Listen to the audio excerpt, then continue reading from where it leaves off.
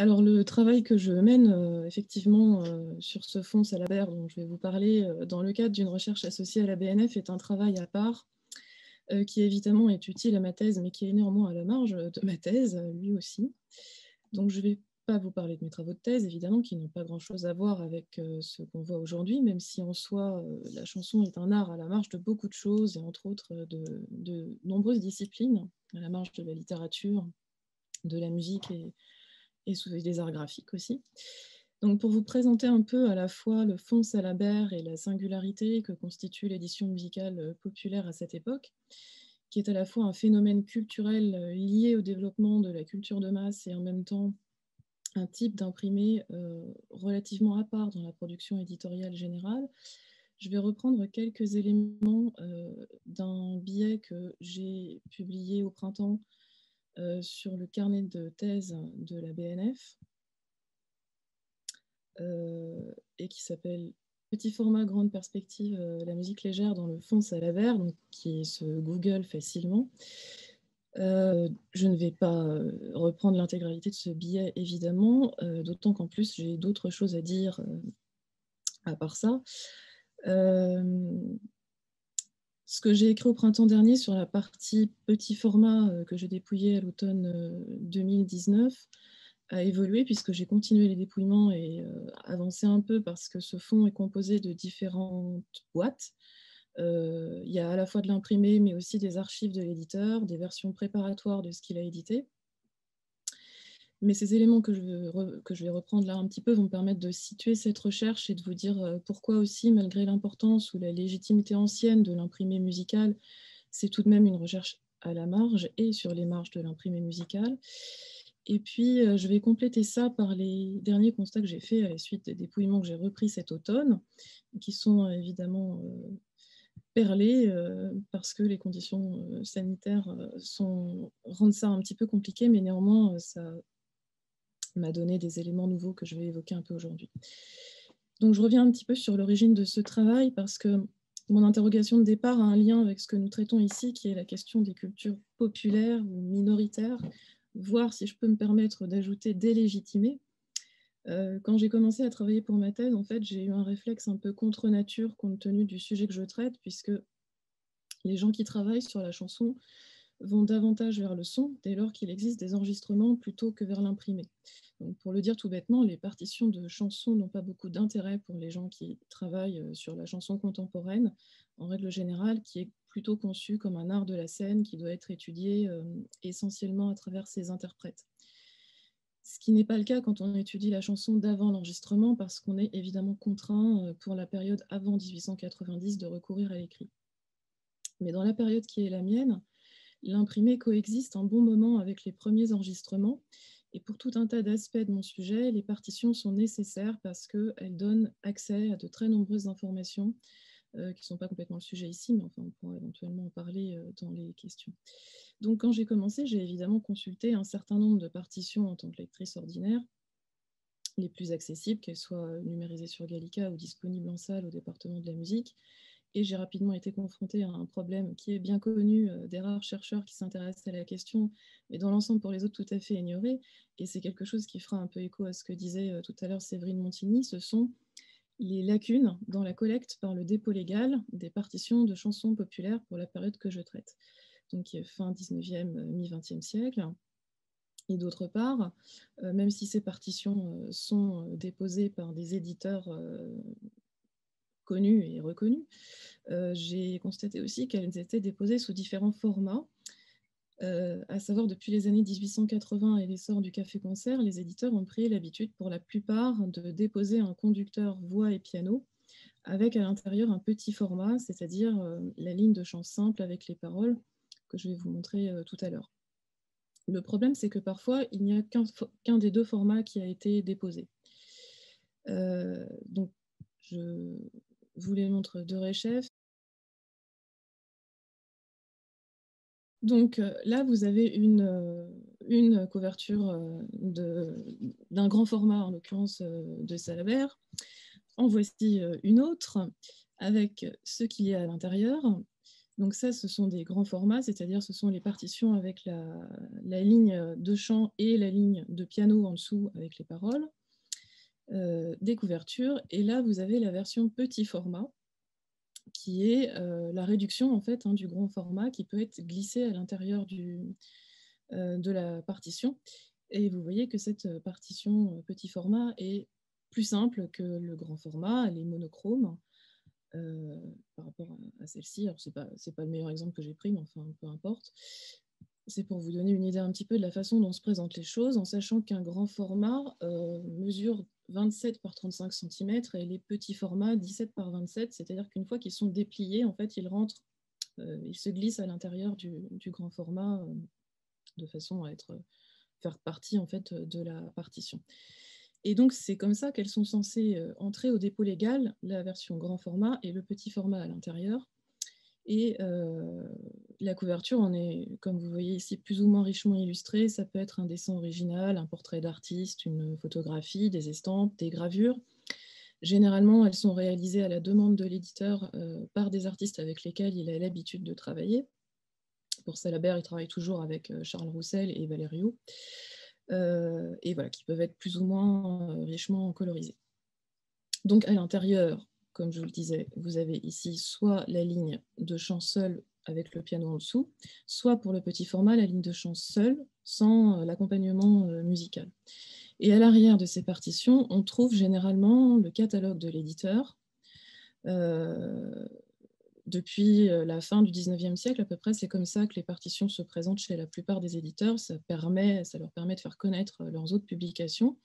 Et de plus en plus, chez Salabert, ces extraits de catalogue sont des appels publicitaires pour les derniers succès qu'il édite. Donc là, je vous en ai mis quelques exemples. Là, ce sont des partitions du fonds Salabert, hein, mais vous pourriez avoir la même chose chez d'autres éditeurs. Or, donc, il se trouve que parfois, on n'a que l'un des deux formats qui est conservé à la BNF, et ce qui m'a intriguée, c'est que le petit format qui était déposé au dépôt légal, généralement, ne ressemblait pas aux partitions qui étaient réellement vendues ou distribuées, et dont les exemplaires nous sont parvenus par d'autres biais, notamment dans des collections, dans des fonds de provenance différentes du dépôt légal, des collections de particuliers, par exemple, qui ont été déposées. Les partitions du dépôt légal, surtout quand il s'agit des petits formats, ne disposent généralement pas de l'appareil publicitaire qui les entoure, c'est-à-dire que vous n'avez pas la couverture illustrée, ni le catalogue, ni la première et la quatrième de couverture. Donc la couverture en fait est totalement vierge et il y a juste le contenu intérieur brut, la ligne de chant et le texte, et c'est le cas durant toute ma période. Donc là, je vous en donne un exemple. Ça, c'est une partition du dépôt légal que je vous montre avec les estampilles de la BNF. Donc le grand format qui a été déposé, la forme conducteur, et puis à côté, à l'intérieur, le petit format. Les deux partitions, en l'occurrence ici, sont totalement vierges. Et ce que j'ai trouvé dans le fonds Salabert et qui est très courant, c'est le petit format qui a été réellement vendu avec sa couverture. Et vous voyez sur la couverture, on a des choses qui apparaissent qu'on ne retrouve pas à l'intérieur, et notamment le nom des interprètes, ainsi évidemment que l'illustration de la couverture. Et ce constat m'a fait m'interroger sur la manière dont étaient déposés ces imprimés, parce qu'à la BNF, on trouve différents types de formats musicaux. Et parfois, on peut avoir connaissance d'une partition qui est sur un catalogue d'éditeur au dos de la partition, mais qui n'a pas été déposée à la bibliothèque, ou qui a été déposée sous un format partiel. Par exemple, il m'est arrivé de chercher des chansons dont seule la version instrumentale pour orchestre était déposée. Parce que dans les années 20-30, il y a une pratique de la musique d'ambiance dans des établissements comme les casinos ou les hôtels, où on joue les succès de chansons, mais qui ont été arrangés pour orchestre. Et donc, dans ces partitions, vous n'avez pas les paroles. Vous avez juste une partie des paroles. Et donc, quand il manque un de ces formats, il y a plein d'informations qui sont perdues. C'est-à-dire que quand vous n'avez que le petit format, vous n'avez pas la partition instrumentale pour piano en dessous. Donc, pour un interprète actuel qui veut l'interpréter, il faut la reconstituer à partir de la ligne de chant. Et si vous n'avez que la partition instrumentale, qui peut être seulement voix et piano ou juste le matériel d'orchestre, eh bien, il vous manque la moitié des paroles et vous n'êtes pas plus avancé quand vous faites une recherche, en l'occurrence comme moi, sur la chanson. Tout ça a fait que j'ai fini par aller voir le directeur du département de la musique pour lui demander comment fonctionnait le dépôt légal de la musique, sachant que l'obligation pour les éditeurs de musique de déposer leur production à l'ABN est légale depuis 1811, et que de ce fait, la bibliothèque est le fonds le plus complet de chansons françaises, même s'il y a évidemment d'autres établissements qui en conservent. Mais les éditeurs, dans les faits, ne déposent pas tout. Pour la chanson et particulièrement pour le petit format, en fait, ils ne déposent pas ce qui est vendu, c'est-à-dire ce qu'on va trouver en tant qu'acheteur ordinaire dans un magasin de musique ou dans la rue, quand les petits formats sont vendus par les chanteurs ou les musiciens de rue, et qu'on retrouve aujourd'hui dans les brocantes. La théorie qui est la mienne, c'est qu'ils ne déposent pas ces versions-là parce que justement les couvertures sont amenées à être modifiées en fonction de leur actualité musicale et des modifications qu'ils ont envie d'y apporter. On ne sait pas très bien néanmoins qui est à l'origine des lacunes du catalogue concernant la collecte de ce type d'imprimé qui est à la charnière de l'imprimé musical ordinaire et de l'imprimé médiatique, voire parfois publicitaire. Sans doute la responsabilité est partagée entre les éditeurs et les conservateurs de l'époque, puisqu'en discutant avec le directeur du département de la musique, il m'a expliqué un peu que les conservateurs des années, de la fin du 19e et surtout des années 30 n'avaient pas systématiquement entré dans le catalogue les partitions qui entraient au dépôt légal, d'une part parce que la chanson était relativement mal considérée par rapport à la musique savante, qui est encore aujourd'hui ce qu'on vient essentiellement consulter au département de la musique, et d'autre part parce qu'il y avait un vrai problème de quantité de chansons qui arrivaient à ce moment-là, qui étaient cumulées à la difficulté que représente l'indexation de ces partitions dans le catalogue, sur lesquelles les conservateurs, aujourd'hui encore, hésitent à mentionner tous les auteurs. C'est-à-dire que dans les notices, parfois on trouve les interprètes qui sont écrits comme sur cette illustration, mais parfois pas du tout, et donc on a beaucoup de mal finalement à savoir qu'est-ce qu'il faut inscrire dans le catalogue. Et de ce fait, il y a un certain nombre de partitions qui sont encore non inventoriées dans les sous-sols de la BNF. Une partie a été écumée ces 30 dernières années, mais il y en a encore beaucoup qui concernent essentiellement l'entre-deux-guerres. Et ces fonds non inventoriés sont évidemment inaccessibles aux lecteurs ordinaires. Le problème étant qu'il y en a beaucoup et qu'un travail dessus dépasserait les contraintes administratives, en l'occurrence de temps, qui sont celles du statut de chercheur associé, d'un statut à la fois bénévole et temporaire, et qui permet d'avoir accès à ces fonds en tant que chercheur. Donc c'est comme ça que Mathias Leclerc m'a proposé de travailler sur une partie plus restreinte, qui est la partie musique légère du fonds Salabert, qui est un fonds à part entière, entré dans les années 2000 et qui n'était pas inventorié non plus. Cette partie musique légère, elle paraissait un peu plus facile à circonscrire dans un temps limité, sachant que j'en fais à la fois un pré-inventaire pour la BNF et que ce sont aussi des sources qui doivent servir un peu à la thèse avec un double intérêt, qui est de voir à quoi ressemble un fonds d'éditeurs de musique populaire, parce que c'est très rare, d'autant que Salabert est le plus grand éditeur de musique populaire du début du XXe siècle, et puis de comparer ce qui est arrivé par le dépôt légal dans le catalogue de la BNF et ce que conservait l'éditeur pour lui. Derrière cette expression musique légère, qui est l'appellation générique utilisée à la BNF pour ce type de musique, il n'y a en réalité pas que de la chanson, on y trouve beaucoup d'opérettes, de musique de film aussi, des partitions instrumentales, souvent pour accordéon ou piano, qui sont les instruments populaires de l'époque, et qui sont souvent des reprises, dans le cas de Salabert, de succès chansonniers réarrangés, grosso modo, tout ce qui n'est pas de la musique savante, même si évidemment à l'intérieur on trouve des incursions de musique savante. Ce fonds, donc j'en ai commencé le dépouillement il y a un peu plus d'un an. Je vais arriver à 35 boîtes d'ici quelques semaines, d'imprimés uniquement pour le moment. Ça représente plusieurs milliers de partitions. Donc le contenu est variable, il y a à la fois des petits et des grands formats, il y a des recueils, des choses qui sont souvent déjà dans le catalogue de la BNF, mais pas toujours, puisque la plupart des petits formats que je vais dépouiller ne s'y trouvent pas. Donc les conclusions que je vais vous présenter pour le thème qui nous intéresse aujourd'hui, faut savoir que j'aurais pu les faire en ne travaillant que dans le catalogue, mais que ça aurait été beaucoup plus fastidieux, et parce que les conditions de communication de ces documents sont assez restreintes quand on est un lecteur ordinaire. On est limité à 10 partitions par jour, 4 en temps de Covid. Donc évidemment, quand on a une partition qui fait 4 pages, on est très vite limité, et ça ne me permet pas d'avoir une vision d'ensemble du travail d'un éditeur, ou même une vision d'ensemble de la production de chansons à l'époque. Et cette manière de consulter le fond comme ça en masse, ça permet de voir l'évolution de ces techniques d'édition et de voir aussi le recentrage qu'il effectue périodiquement autour des succès qu'il édite, Salabert étant un obsédé du succès. Et cette notion de succès méritant, à mon sens, d'être explorée davantage ultérieurement, parce que là, je ne peux pas tout faire. Ce qui est intéressant avec ce fonds, c'est de voir, par exemple, une chanson que Salabert a récupérée d'un fonds d'éditeur qu'il a racheté dans les années 10, par exemple les partitions d'Aristide Bruand, qui vont être rééditées sous différents formats dans l'entre-deux-guerres, puis sous forme de recueil après 1945, avec à chaque fois des nouveaux modèles graphiques ou bien de simples reprises. Et là, je donne Bruand, mais on peut aussi prendre l'exemple des chansons de Trenet ou d'Yves Montand. Et ça permet d'avoir une évolution aussi des goûts en matière d'esthétique, mais aussi d'usage tout simplement de ces imprimés, parce qu'après la Deuxième Guerre mondiale, le marché de l'édition musicale populaire n'a plus les mêmes publics et se restreint considérablement. La consultation du fonds entier, ce qu'il en reste parce que le fonds n'est pas complet, permet d'avoir une vision globale du travail de l'éditeur sur une longue période. Il faut savoir que Salabert, c'est l'un des plus gros éditeurs de musique du XXe siècle en France. Il y a des fonds qui existent encore, qui n'ont pas été déposés dans des fonds publics comme les fonds de l'éditeur Fortin, mais je ne sais plus ce que je voulais vous dire. En taille et en renommée, oui, Salabert n'a pas vraiment d'équivalent à ce moment-là.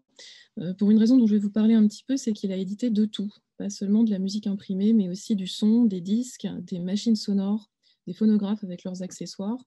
Et l'intérieur et l'extérieur de ces partitions est garni de ces différentes activités pour lesquelles il racole en permanence.